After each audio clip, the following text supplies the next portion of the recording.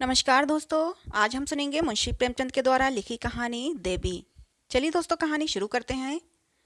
बूढ़ों में जो एक तरह की बच्चों की सी बेशर्मी आ जाती है, वह इस वक्त भी तुलिया में ना आई थी। यद्यपि उसके सिर के बाल चांदी हो गए थे और गाल लटक कर दाढ़ों के नीचे आ गए थे। वह खुद भी निश्चित रूप से अपनी उम्र बता न सकती थी, लेकिन लोगों का अनुमान था कि वह 100 की सीमा को पार कर चुकी है और अभी तक चलती तो आंचल से सिर ढककर, आंखें नीचे किए हुए, मानो नई नवेली बहू है।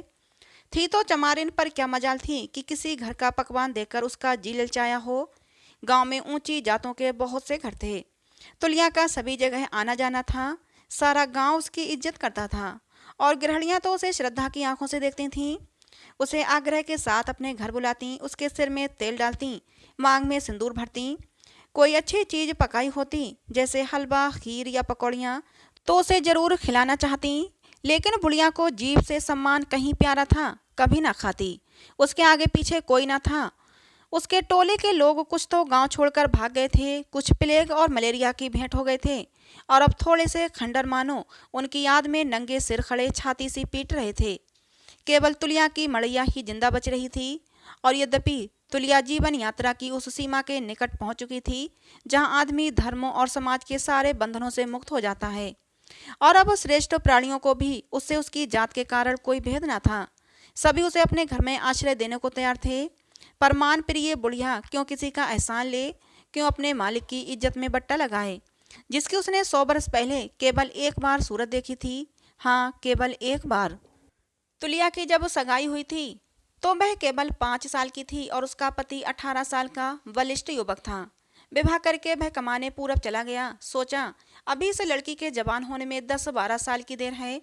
इतने दिनों में क्यों ना कुछ धन कमा लूं और फिर निश्चिंत होकर खेती बाड़ी करूं। लेकिन तुलिया जवान भी हुई, बूढ़ी भी हो गई। वह लौट कर घर न आया। 50 साल तक उसके खत हर तीसरे महीने आते रहे। खत के साथ जवाब के लिए एक पता लिखा हुआ लिफाफा भी होता था और 30 रुपये का मनी ऑर्डर भी।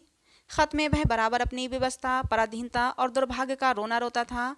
क्या करूं तूला, मन में तो बड़ी अभिलाषा है कि अपनी मड़ैया को आबाद कर देता और तुम्हारे साथ सुख से रहता, पर सब कुछ नसीब के हाथ है, अपना कोई बस नहीं। जब भगवान लाएंगे तब आ जाऊंगा। तुम धीरज रखना, मेरे जीते जी तुम्हें कोई कष्ट न होगा। तुम्हारी बाह पकड़ी है तो मरते दम तक तुम्हें कोई कष्ट न होगा। तुम्हारे साथ निभा करूंगा। जब आंखें बंद हो जाएंगी तब क्या होगा कौन जाने। प्रायः सभी पत्रों में थोड़े से फेर फार के साथ यही शब्द और यही भाव होते थे। हाँ, जवानी के पत्रों में विरह की जो ज्वाला होती थी, उसकी जगह अब निराशा की राख ही रह गई थी। लेकिन तुलिया के लिए सभी पत्र एक से प्यारे थे, मानो उसके हृदय के अंग हों। उसने एक भी खत न फाड़ा था। ऐसे शगुन के पत्र कहीं फाड़े जाते हैं। उसका एक छोटा सा पोथा जमा हो गया था। उनके कागज का रंग उड़ गया था, स्याही भी उड़ गई थी। लेकिन तुलिया के लिए वे अभी उतने ही सजीव, उतने ही सत्यक्षण, उतने ही व्याकुल थे। सबके सब एक पिटारी में लाल डोरे से बंधे हुए रखे थे। उसके दीर्घ जीवन से संचित सुहाग की भांति उसने रख रखे थे। इन पत्रों को पाकर तुलिया गदगद हो जाती थी। उसके पांव जमीन पर न पड़ते, उन्हें बार बार पड़वाती और बार बार रोती। उस दिन वह अवश्य केशों में तेल डालती, सिंदूर से मांग भरवाती, रंगीन साड़ी पहनती, अपनी पुरखनों के चरण छूती और आशीर्वाद लेती। उसका सुहाग जाग उठता था। गांव की बहरनियों के पत्र पत्र नहीं जो पढ़कर फेंक दिए जाते हैं। अपने प्यारे परदेसी के प्राण हैं, देह से मूल्यवान हैं। उनमें देह की कठोरता नहीं, कलुषता नहीं, आत्मा की आकुलता और अनुराग है। तुलिया पति के पत्रों को ही शायद पति समझती थी। पति का कोई दूसरा रूप उसने कहाँ देखा था। रमणियां हंसी से पूछती, क्यों बुआ, तुम्हें फूफा की कुछ याद आती है? तुमने उनको देखा तो होगा। और तुलिया के झुर्रियों से भरे हुए मुखमंडल पर यौवन चमक उठता था।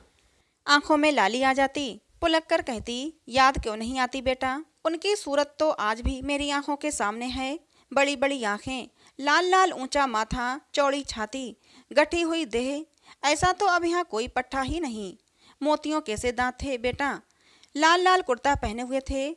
जब ब्याह हो गया तो मैंने उनसे कहा, मेरे लिए बहुत से गहने बनवाओगे ना, नहीं तो मैं तुम्हारे घर नहीं रहूंगी। लड़कपन था बेटा, शर्म लिहाज कुछ थोड़ी ही था। मेरी बात सुनकर वे बड़े जोर से ठट्टा मारकर हंसे और मुझे अपने कंधे पर बैठाकर बोले, मैं तुझे गहनों से लाद दूंगा तुलिया, कितने गहने पहनेगी? मैं परदेस कमाने जाता हूँ, वहाँ से रुपये भेजूंगा, तू बहुत से गहने बनवाना। जब वहाँ से आऊँगा तो अपने साथ भी संदूक भर के गहने लाऊंगा। मेरा डोला हुआ था, लेकिन बेटा माँ बाप की ऐसी हैसियत कहाँ थी कि उन्हें बारात के साथ घर बुलाते। उन्हीं के घर मेरी उनसे सगाई हुई और एक ही दिन में मुझे वह कुछ ऐसे भाए कि जब वह चलने लगे तो मैं उनके गले लिपट कर रोती थी और कहती थी कि मुझे भी अपने साथ ले चलो, मैं तुम्हारा खाना पकाऊंगी, तुम्हारी खाट बिछाऊंगी, तुम्हारी धोती छाटूंगी। वहाँ उन्हीं के उम्र के 2-3 लड़के और बैठे हुए थे। उन्हीं के सामने वह मुस्कुराकर मेरे कान में बोले, और मेरे साथ सोएगी नहीं? बस मैं उनका गला छोड़कर अलग खड़ी हो गई और उनके ऊपर एक कंकड़ फेर कर बोली, मुझे गाली दोगे तो कह देती हूँ हाँ। और ये जीवन कथा नित्य के सुमिरन और चाप से जीवन मंत्र बन गई थी। उस समय कोई उसका चेहरा देखता खिला पड़ता था, घूंघट निकालकर भाव बताकर मुंह फेर कर हंसती हुई, मानो उसके जीवन में दुख जैसी कोई चीज है ही नहीं। वह अपने जीवन की इस पुण्य स्मृति का वर्णन करती, अपने अंतःस्थल के इस प्रकाश को दर्शाती जो 100 वर्षों से उसके जीवन पथ को कांटों और गड्ढों से बचाता आता था। कैसी अनंत अभिलाषा थी जिसे जीवन सत्यों ने जरा भी धूमिल न कर पाया था।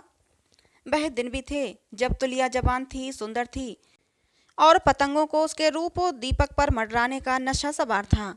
उनके अनुराग और उन्माद तथा समर्पण की कथाएं जब वह कांपते हुए स्वरों और सजल नेत्रों से कहती तो शायद उन शहीदों की आत्माएं स्वर्ग में आनंद से नाच उठती होंगी, क्योंकि जीते जी उन्हें जो कुछ न मिला वही सब कुछ अब तुलिया उन पर दोनों हाथों से निछावर कर रही थी। उसकी उठती हुई जवानी थी, जिधर से निकल जाती युवक समाज कलेजे पर हाथ रखकर रह जाता था। तब बंसी सिंह नाम का एक ठाकुर था, बड़ा छैला, बड़ा रसिया, गांव का सबसे मनचला जवान, जिसकी तान रात के सन्नाटे में कोस भर से सुनाई पड़ती थी। दिन में सैकड़ों बार तुलिया के घर के चक्कर लगाता, तालाब के किनारे, खेत में, खलिहान में, कुएं पर, जहां बह जाती परछाई की तरह उसके पीछे लगा रहता।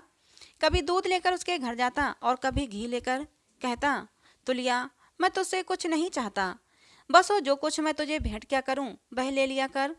तू मुझसे नहीं बोलना चाहती मत बोल, मेरा मुंह नहीं देखना चाहती मत देख, लेकिन मेरे चढ़ावों को ठुकरा मत, बस मैं इसी से संतुष्ट हो जाऊंगा।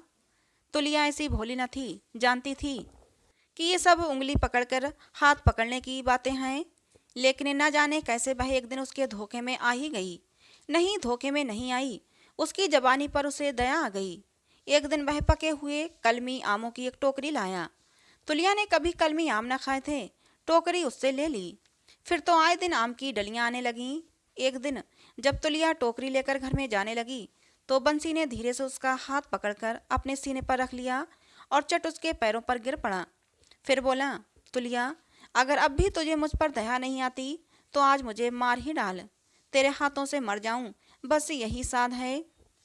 तुलिया ने टोकरी पटक दी, अपने पांव छुड़ाकर एक पग पीछे हट गई और रोष भरी आंखों से ताकती हुई बोली, अच्छा ठाकुर, अब यहाँ से चले जाओ, नहीं तो या तो तुम नहीं रहोगे या मैं ना रहूंगी। तुम्हारे आमों में आग लगे। और तुमको क्या कहूँ, मेरा आदमी काले कोसों मेरे नाम पर बैठा हुआ है इसलिए कि मैं यहाँ उसके साथ कपट करूँ। वह मर्द है, 4 पैसे कमाता है, क्या वह दूसरी न रख सकता था कि औरतों की संसार में कमी है? पढ़ोगे उसकी चिट्ठियाँ जो मेरे नाम भेजता है, आप चाहे जिस भी दशा में हो। मैं वहाँ कौन सा उसको बैठी देखती हूँ, लेकिन मेरे पास बराबर रुपये भेजता है, इसीलिए कि मैं यहाँ दूसरों से बिहार करूँ। जब तक वो मुझको अपनी और अपने को वो मेरा समझता रहेगा, तुलिया उसी की रहेगी, मन से भी कर्म से भी। जब उससे मेरा ब्याह हुआ था तब मैं 5 साल की अलहड़ छोकरी थी। उसने मेरे साथ कौन सा सुख उठाया? वहाँ पकड़ने की लाज ही तो निभाता है। जब वह मर्द होकर प्रीत निभाता है तो मैं औरत होकर उसके साथ दगा करूं? ये कहकर वह भीतर गई और पत्रों की पिटारी लाकर ठाकुर के सामने पटक दी। मगर ठाकुर की आंखों का तार बंधा हुआ था, ओठ बिचके हुए जा रहे थे, ऐसा जान पड़ता था कि भूमि में धंसा जाता है। एक क्षण के बाद उसने हाथ जोड़कर कहा, मुझसे बहुत बड़ा अपराध हो गया तुलिया, मैंने तुझे पहचाना ना। अब इसकी यही सजा है कि इसी क्षण मुझे मार डाल, ऐसे पापी का उद्धार का यही मार्ग है।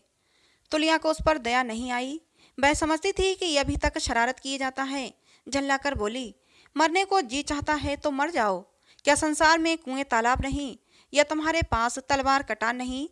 मैं क्यों किसी को मारूं? ठाकुर ने हताश आंखों से देखा। बोला, तो यही तेरा हुक्म है? मेरा हुक्म क्यों होने लगा? मरने वाले किसी से हुक्म नहीं मांगते। ठाकुर चला गया और दूसरे दिन उसकी लाश नदी में तैरती हुई मिली। लोगों ने समझा तड़के नहाने आया होगा, पांव फिसल गया होगा। महीनों तक गांव में इसकी चर्चा रही, पर तुलिया ने जबान तक न खोली। उधर का आना जाना बंद कर दिया। बंसी सिंह के मरते ही छोटे भाई ने जायदाद पर कब्जा कर लिया और उसकी स्त्री और बालक को सताने लगा। देवरानी ताने देती, देवर ऐब लगाता। आखिर अनाथ विधवा एक दिन जिंदगी से तंग आकर घर से निकल पड़ी। गांव में सोता पड़ गया था। तुलिया भोजन करके हाथ में लालटेन लिए गाय को रोटी खिलाने निकली थी। प्रकाश में उसने ठकुराइन को दबे पांव जाते देखा। सिसकती और आंचल से आंसू पोंछती चली जाती थी। 3 साल का बालक गोद में था। तुलिया ने पूछा, इतनी रात गए कहाँ जाती हो ठकुराइन? सुनो, बात क्या है? तुम तो रोती हो। ठकुराइन घर से तो जा रही थी, पर उसे खुद मालूम न था कहाँ जाए। तुलिया की ओर एक बार भीत नेत्रों से देखकर बिना कुछ जवाब दिए आगे बढ़ गई। जवाब कैसे देती? गले में तो आंसू भरे हुए थे और इस समय न जाने क्यों और उमड़ कर आ रहे थे। तुलिया सामने आकर बोली, जब तक तुम बता न दोगी मैं एक पग भी आगे न जाने दूंगी। ठकुराइन खड़ी हो गई और आंसू भरी आंखों से क्रोध में भरकर बोली, तू क्या करेगी पूछकर? तुझसे मतलब? क्यों, मुझसे कोई मतलब क्यों नहीं? क्या मैं तुम्हारे गांव में नहीं रहती? गांव वाले एक दूसरे के दुख दर्द के साथ ना होंगे तो कौन होगा? इस जमाने में कौन किसका साथ देता है तुलिया? जब अपने घर वालों ने ही साथ नहीं दिया और तेरे भैया के मरते ही मेरे खून के प्यासे हो गए, तो फिर मैं और किससे आशा रखूं? तुझसे मेरे घर का हाल छिपा तो नहीं है? वहाँ मेरे लिए अब जगह नहीं। जिस देवर देवरानी के लिए मैं प्राण देती थी, वही अब मेरे दुश्मन हैं। चाहते हैं कि एक रोटी खाए और अनाथों की तरह पड़ी रहे। मैं रखेली नहीं हूँ, उदड़ी हूँ, ब्याहता हूँ। 10 गांव के बीच में ब्याह कर आई थी। अपनी रत्ती भी जायदाद न छोड़ूंगी और अपना राधा लेकर रहूंगी। तेरे भैया?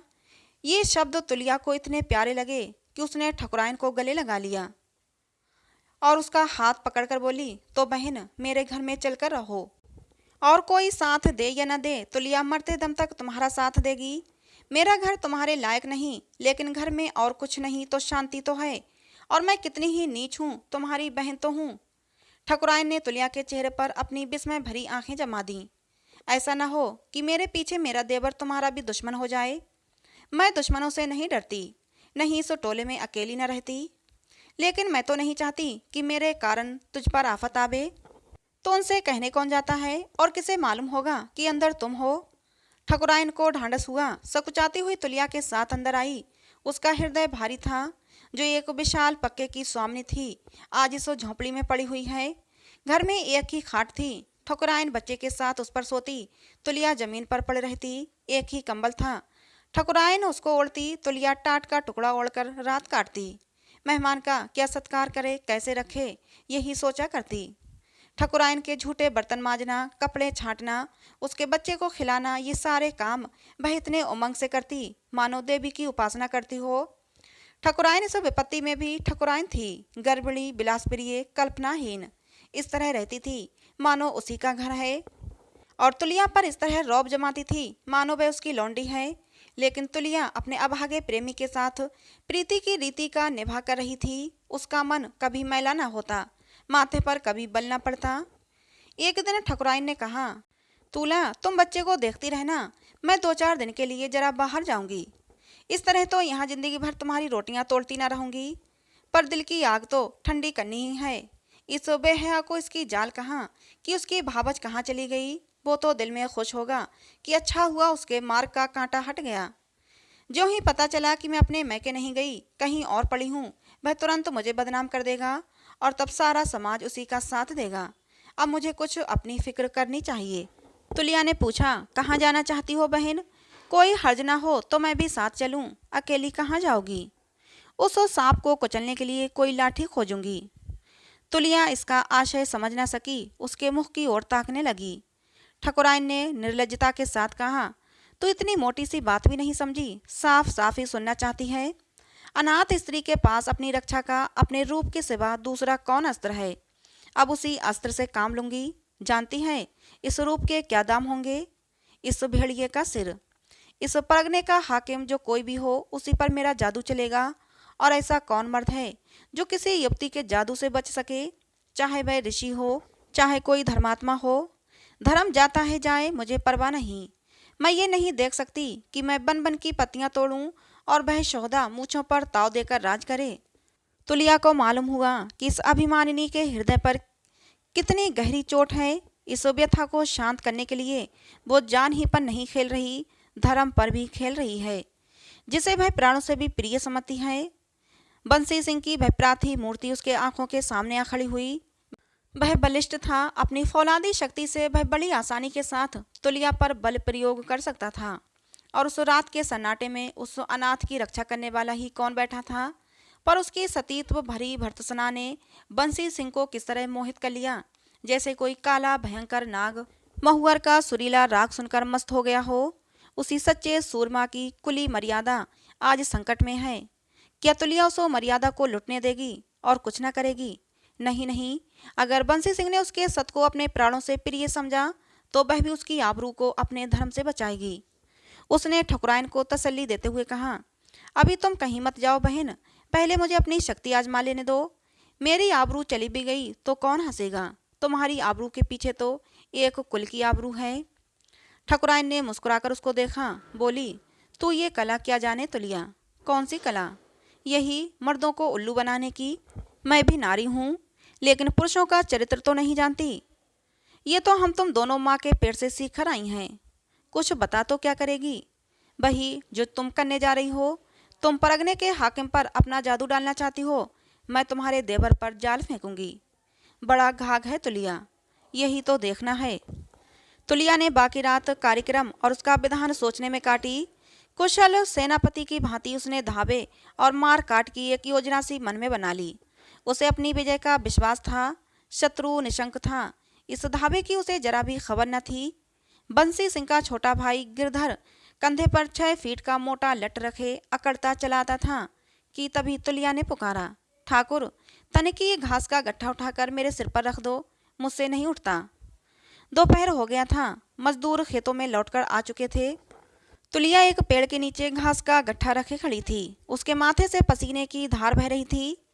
ठाकुर ने चौंक कर तुलिया की ओर देखा। उसी वक्त तो तुलिया का आंचल खिसक गया और नीचे की लाल चोली झलक पड़ी। उसने झट आंचल संभाल लिया, पर उतावली में जूड़े में गुथी हुई फूलों की बेनी बिजली की तरह आंखों में कौंध गई। गिरधर का मन चंचल हो उठा, आंखों में हल्का सा नशा पैदा हुआ और चेहरे पर हल्की सी सुर्खी और हल्की सी मुस्कुराहट। नस नस में संगीत सा गूंज उठा। उसने तुलिया को हजारों बार देखा था, प्यासी आंखों ललचाई आंखों से, मगर तुलिया अपने रूप और सत के घमंड में उसकी तरफ कभी आंख तक न उठाती थी। उसकी मुद्रा और ढंग में कुछ ऐसी रुखाई, कुछ ऐसी निठुरता होती थी कि ठाकुर के सारे हौसले पस्त हो जाते थे, सारा शौक ठंडा पड़ जाता था। आकाश में उड़ने वाले पंछी पर उसके जाल और दाने का क्या असर हो सकता था, मगर आज वह पंछी सामने वाली डाल पर आ बैठा था और ऐसा जान पड़ता था कि भूखा है। फिर वह क्यों ना दाना और जाल लेकर दौड़े। उसने मस्त होकर कहा, मैं पहुंचा देता हूँ तुलिया, तू क्यों सिर पर उठाएगी? और अगर कोई देख ले तो यही कहे कि ठाकुर को क्या हो गया है। मुझे कुत्तों के भौंकने की परवाह नहीं, लेकिन मुझे तो है। ठाकुर ने ना माना, गट्ठा सिर पर उठा लिया और इस तरह आकाश में पांव रखता चला मानो तीनों लोक का खजाना लूटे लिए जाता है। 1 महीना गुजर गया। तुलिया ने ठाकुर पर मोहिनी डाल दी थी और अब उसे मछली की तरह खिला रही थी। कभी बंसी ढीली कर देती, कभी कड़ी। ठाकुर शिकार करने चला था, खुद जाल में फंस गया। अपना धर्म, ईमान, प्रतिष्ठा सब कुछ होम करके वो देवी का वरदान न पा सकता था। तुलिया आज भी उससे उतनी ही दूर थी जितनी पहले। एक दिन वह तुलिया से बोला, इस तरह कब तक जलाएगी तुलिया? चल कहीं भाग चलें। तुलिया ने फंदे को और कसा। हाँ और क्या, अब तुम मुंह फेर लो तो कहीं की ना रहूं, दीन से भी जाऊं और दुनिया से भी। ठाकुर ने शिकायत के स्वर में कहा, अब भी तुझे मुझ पर विश्वास नहीं आता? तुलिया बोली, भौरे फूल का रस लेकर उड़ जाते हैं और पतंगे जलकर राख नहीं हो जाते। ठाकुर बोला, तुम समझते होगे कि तुलिया को एक रंगीन साड़ी और 2 एक छोटे मोटे गहने देकर फंसा लूंगा? मैं ऐसी भोली नहीं हूँ। तुलिया ने ठाकुर के दिल की बात भांप ली थी। ठाकुर हैरत में आकर उसका मुंह ताकने लगा। तुलिया ने फिर कहा, आदमी अपना घर छोड़ता है तो पहले कहीं बैठने का ठिकाना कर लेता है। ठाकुर प्रसन्न होकर बोला, तो तू चलकर मेरे घर में मालकिन बनकर रहे, मैं तुझसे कितनी बार कह चुका हूँ। तुलिया आंखें मटकाकर बोली, आज मालकिन बनकर रहूं, कल लौंडी बनकर भी न रहने पाऊं तो जिस तरह तेरा मन करे वैसा कर, मैं तो तेरा गुलाम हूँ। वचन देते हो? हाँ देता हूँ, एक बार नहीं, 100 बार, 1000 बार। फिर तो न जाओगे? वचन देकर फिर जाना नामर्दों का काम है। तो अपनी आधी जमीन जायदाद मेरे नाम लिख दो। ठाकुर अपने घर की एक कोठरी, 10-5 बीघे खेत, गहने कपड़े तो उसके चरणों पर चढ़ा देने को तैयार था, लेकिन आधी जायदाद उसके नाम लिख देने का साहस उसमें न था। कल को तुलिया उससे किसी बात पर नाराज हो जाए तो उसे आधी जायदाद से हाथ धोना पड़े। ऐसी औरत का क्या एतबार। उसे गुमान तक न था कि तुलिया उसके प्रेम की इतनी बड़ी परीक्षा लेगी। उसे तुलिया पर क्रोध आया। ये चमार की बिटिया जरा सुंदर क्या हो गई कि समझती है मैं अप्सरा हूँ। उसकी मोहब्बत केवल उसके रूप का मोह थी, वह मोहब्बत जो अपने को मिटा देती है और मिट जाना ही अपने जीवन की सफलता समझती है, उसमें न थी। उसने माथे पर बल लाकर कहा, मैं न जानता था तुझे मेरी जमीन जायदाद से प्रेम है। तुलिया, तू मुझसे प्रेम नहीं करती? तुलिया ने झट जवाब दिया, तो क्या मैं न जानती कि तुम्हें मेरे रूप और जवानी से ही प्रेम है, मुझसे नहीं। तू प्रेम को बाजार का सौदा समझती है? हाँ समझती हूँ। तुम्हारे लिए प्रेम 4 दिन की चांदनी होगी, मेरे लिए तो अंधेरा पाक हो जाएगा। मैं जब अपना सब कुछ तुम्हें दे रही हूँ तो उसके बदले में सब कुछ लेना भी चाहती हूँ। तुम्हें अगर मुझसे प्रेम होता तो तुम आधी क्या पूरी जायदाद मेरे नाम लिख देते। मैं जायदाद क्या सिर पर उठा ले जाऊंगी, लेकिन तुम्हारी नीयत मालूम हो गई। अच्छा ही हुआ, भगवान न करे कि ऐसा कोई समय आवे, लेकिन दिन किसी के बराबर नहीं जाते। अगर कोई ऐसा समय आया कि तुमको मेरे सामने हाथ पसारना पड़ा तो तुलिया दिखा देगी कि औरत का दिल कितना उदार हो सकता है। तुलिया झल्लाई हुई वहां से चली गई, पर निराश न थी और न बेदिल। जो कुछ हुआ वह उसके सोचे हुए विधान का एक अंग था। इसके आगे क्या होने वाला है, इसके बारे में भी उसे कोई संदेह न था। ठाकुर ने जायदाद तो बचा ली थी, पर बड़े महंगे दामों। उसके दिल का इत्मीनान गायब हो गया था। जिंदगी में जैसे कुछ रह ही न गया हो। जायदाद आंखों के सामने थी, तुलिया दिल के अंदर। तुलिया जब रोज सामने आकर अपनी तिरछी चितवनों से उसके हृदय में बाढ़ चलाती, तब वो ठोस सत्य था। अब तो तुलिया उसके हृदय में बैठी हुई थी। वह स्वप्न थी जो सत्य से कहीं ज्यादा मादक है, विदरक है। कभी कभी तुलिया स्वप्न की एक झलक सी नजर आ जाती और स्वप्न ही की भांति विलीन भी हो जाती। गिरधर उससे अपने दिल का दर्द कहने का अवसर ढूंढता रहता था, लेकिन तुलिया उसके साय से भी परहेज करती। गिरधर को अब अनुभव हो रहा था कि उसके जीवन को सुखी बनाने के लिए उसकी जायदाद कितनी जरूरी है। उससे कहीं ज्यादा जरूरी तुलिया है। उसे अब अपनी कृपणता पर क्रोध आता। जायदाद क्या तुलिया के नाम रही, क्या उसके नाम रही? रहेगी तो उसके ही पास। इस जरा सी बात में क्या रखा है? तुलिया तो इसलिए अपने नाम लिखा रही थी कि कहीं मैं उसके साथ बेवफाई कर जाऊं तो वह अनाथ न हो जाए। अब मैं उसका बिना कौड़ी का गुलाम हूं तो बेवफाई कैसी? मैं उसके साथ बेवफाई करूंगा जिसकी एक निगाह के लिए, एक शब्द के लिए तरसता रहता हूँ। कहीं उसे एक बार एकांत में भेंट हो जाती तो उससे कह देता कि तूला, मेरे पास जो कुछ है वह सब तुम्हारा है। कहो बख्शिशनामा लिख दूं, कहो बैनामा लिख दूं। मुझसे जो अपराध हुआ उसके लिए नादिम हूँ। जायदाद से मनुष्य को जो एक संस्कार गत प्रेम है, उसी ने मेरे मुंह से वह शब्द निकलवाए। यही रिवाजी लोभ मेरे और तुम्हारे बीच में आकर खड़ा हो गया। पर अब मैंने जाना कि दुनिया में वही चीज सबसे कीमती है जिससे जीवन में आनंद और अनुराग पैदा हो। अगर दरिद्रता और बैराग में जीवन मिले तो वही सबसे प्रिय वस्तु है जिस पर आदमी जमीन और मिल्कियत सब कुछ होम कर देगा। आज भी लाखों माई के लाल हैं जो संसार के सुखों पर लात मारकर जंगलों और पहाड़ों की सैर करने में मस्त हैं। और उस वक्त मैं इतनी मोटी सी बात न समझा। हाय रे दुर्भाग्य। एक दिन ठाकुर के पास तुलिया ने पैगाम भेजा, मैं बीमार हूँ, आकर देख जाओ।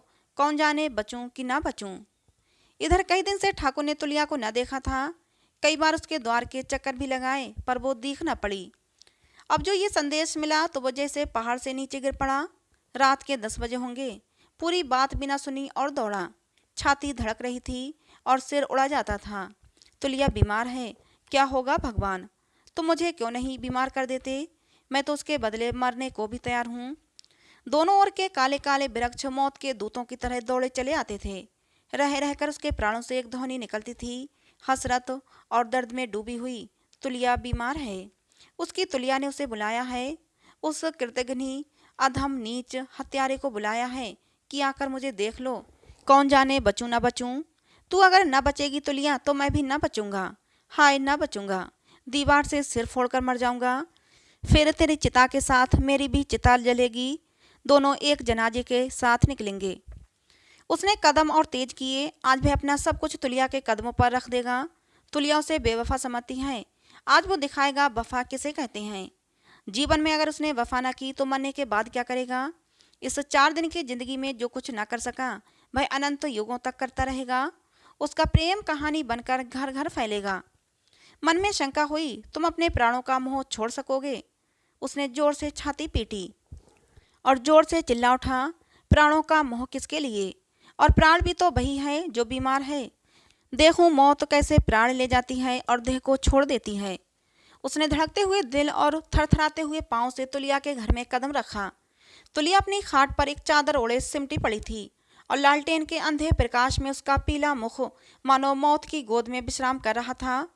उसने उसके चरणों पर सिर रख दिया और आंसुओं में डूबी हुई आवाज से बोली, तुला, यह अभागा तुम्हारे चरणों पर पड़ा हुआ है, क्या आंखें ना खोलोगी।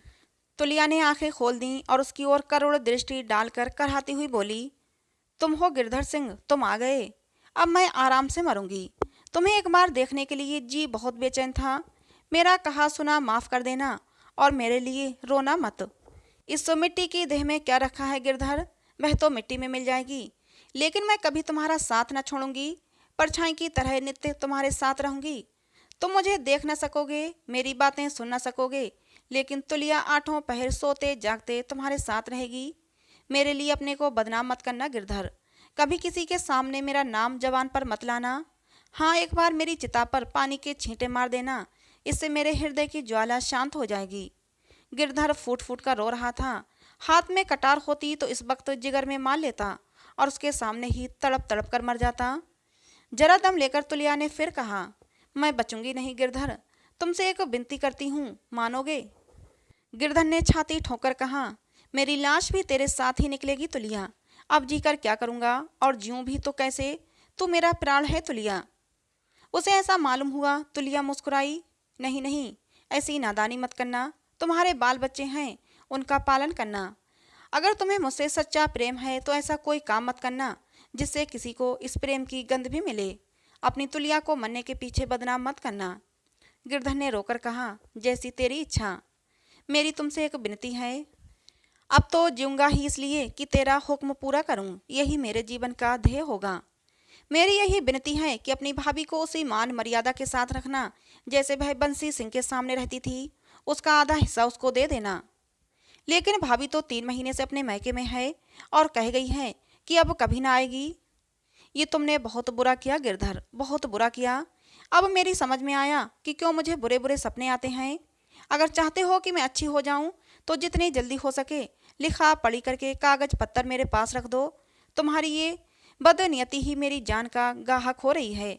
अब मुझे मालूम हुआ कि बंसी सिंह क्यों मुझे बार बार सपने में आते थे। मुझे और कोई रोग नहीं, बंसी सिंह ही मुझे सता रहे हैं। बस अभी जाओ, देर की तो मुझे जीता ना पाओगे। तुम्हारी बेइंसाफी का दंड बंसी सिंह मुझे दे रहे हैं। गिरधर ने दबी जबान से कहा, लेकिन रात को कैसे लिखा पढ़ी होगी तूला, स्टाम्प कहाँ मिलेगा, लिखेगा कौन, गवाह कहाँ है। कल सांझ तक भी तुमने लिखा पढ़ी कर ली तो हो सकता है मेरी जान बच जाए। गिरधर, मुझे बंसी सिंह लगे हुए हैं, वही मुझे सता रहे हैं, इसीलिए कि वे जानते हैं कि तुम्हें मुझसे प्रेम है। मैं तुम्हारे ही प्रेम के कारण मारी जा रही हूँ। अगर तुमने देर की तो तुलिया को जीता ना पाओगे। मैं अभी जाता हूँ तुलिया, तेरा हुक्म सिर आंखों पर। अगर तूने पहले ही ये बात मुझसे कह दी होती तो क्यों ये हालत होती। लेकिन कहीं ऐसा ना हो मैं तुझे देख ना सकूं और मन की लालसा मन में ही रह जाए। नहीं नहीं, मैं कल सांझ तक नहीं मरूंगी, विश्वास रखो। गिरधर उसी क्षण वहां से निकला और रातों रात 25 कोस की मंजिल काट दी। दिन निकलते निकलते सदर पहुंचा, वकीलों से सलाह मशवरा किया, स्टाम्प लिया, भावज के नाम आधी जायदाद लिखी, रजिस्ट्री कराई और चिराग जलते जलते हैरान परेशान, थका मादा, बेदाना पानी, आशा और दुराशा से कांपता हुआ आकर तुलिया के सामने खड़ा हो गया। रात के 10 बज गए थे। उस बबत न रेलें थीं न लारियां। बेचारे को 50 कोस की कठिन यात्रा करनी पड़ी थी। ऐसा थक गया था कि एक एक पग पहाड़ मालूम होता था, पर भय था कि कहीं देर हो गई तो अनर्थ हो जाएगा। तुलिया ने प्रसन्न मन से पूछा, तुम आ गए गिरधर, काम कराए? गिरधर ने कागज उसके सामने रख दी और बोला, हाँ तुला, कराया, मगर अब तुम भी अच्छी ना हुई तो तुम्हारे साथ मेरी जान भी जाएगी। दुनिया चाहे हंसे चाहे रोए, मुझे परवाह नहीं। कसम ले लो, जो एक घूंट पानी भी पिया हो। तुलिया उठ बैठी और कागज को अपने सिरहाने रखकर बोली, अब मैं बहुत अच्छी हूँ, सवेरे तक बिल्कुल अच्छी हो जाऊंगी। तुमने मेरे साथ जो नेकी की है वह मरते दम तक न भूलूंगी। लेकिन अभी अभी मुझे जरा नींद आ गई थी। मैंने सपना देखा कि बंसी सिंह मेरे सिरहाने खड़े हैं और मुझसे कहते हैं, तुलिया तू ब्याहता है, तेरा आदमी 1000 कोस पर बैठा तेरे नाम की माला जपता है, चाहता तो दूसरी शादी कर लेता, लेकिन तेरे नाम पर बैठा हुआ है और जन्म भर बैठा रहेगा। अगर तूने उससे दगा की तो मैं तेरा दुश्मन हो जाऊंगा और फिर जान लेकर ही छोड़ूंगा। अपना भला चाहती है तो अपने सत पर रहे। तूने उससे कपट किया, उसी दिन मैं तेरी सांसत कर डालूंगा। बस ये कहकर वह लाल लाल आंखों से मुझे तरेरते हुए चले गए। गिरधर ने एक क्षण तुलिया के चेहरे की तरफ देखा, जिस पर इस समय एक दैवी तेज विराज रहा था। एकाएक जैसे उसकी आंखों के सामने से पर्दा हट गया और सारी साजिश समझ में आ गई। उसने सच्ची श्रद्धा से तुलिया के चरणों को चूमा और बोला, समझ गया तुलिया, मैं सब कुछ समझ गया, तू सच में देवी है। तो दोस्तों, ये कहानी थी मुंशी प्रेमचंद के द्वारा लिखी, जिसका नाम था देवी।